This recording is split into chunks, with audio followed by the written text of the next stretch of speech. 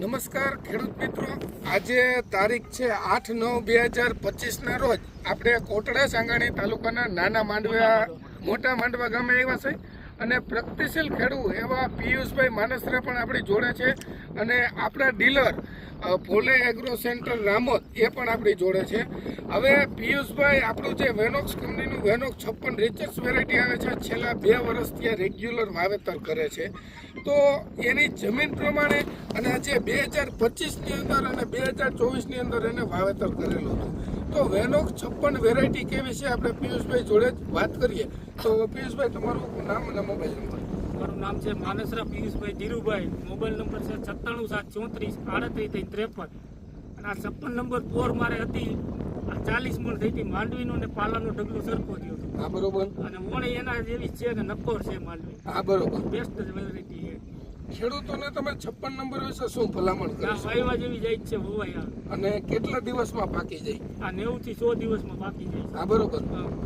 તો ખેડૂત મિત્રો, જો 56 નંબર આપણું રહ્યું ઓરાની અંદર નંબર 1 વેરાયટી છે કે 65 થી 70 દિવસે ઓરામાં હાલે છે. તમારે પકવવી હોય તો 90 થી 95 100 દિવસની અંદર પાકી જાય છે. 16 કે 18ની જરીએ તમે એનું વાવેતર કરી શકો છો. બિયારણનો દર ગણી તો 32 થી 35 કિલો 16 ગુઠાના વીઘામાં વાવેતર કરવાનું છે. અને જે અત્યારે આપણે પિયુષભાઈના પ્લોટ ઉપર ઊભા છે એ પ્લોટ ઓલરેડી અત્યારે પાક ઉપર છે કે હવે વરસાદ જાય એટલે ઉપાડવાનો છે. 95 દિવસ છે ને પિયુષભાઈ? 95 દિવસનો પ્લોટ છે. તમારી નજર સામે તમે પોપટાની સાઈઝ જોઈ શકો છો. અને આપણે ફોલીને વજનની અંદર પણ બહુ બેસ્ટ છે. આપણે તોડી નહીં પણ તમને રિયલ બતાવું. જુઓ તમે, એનો દાણો કેટલો ભરાણો એ તમે જુઓ, માંડ ફોલાય છે. જો તો આવનાર 2026ની અંદર જો ઓરા માટે કોઈ ખેડૂતો વેરાયટી પસંદ કરતા હોય તો વેનોક્સનું 56 નંબર ઓરાની અંદર વાવજો અને જબરજસ્ત પરફોર્મન્સ તમને મળશે. અને નિલેશભાઈ, આ માંડવી પોળમાં છે ને યાર્ડમાં 1000 રૂપિયામાં જતી હતી, મારે 1211 રૂપિયા આવ્યા હતા. હા, બરોબર.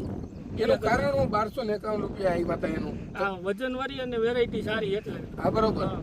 તો ખેડૂત મિત્રો, જે પિયુષભાઈએ કીધું કે માર્કેટની અંદર પણ બધા કરતાં બજાર ભાવમાં સારું છે, તો અવશ્ય એકવાર વેનોક્સનું 56 વાવજો અને તમારી નજર સામે તમે વેરાયટીનું પરફોર્મન્સ જોજો. અને કોઈ પણ જમીનની અનુકૂળ છે વેરાયટી છે.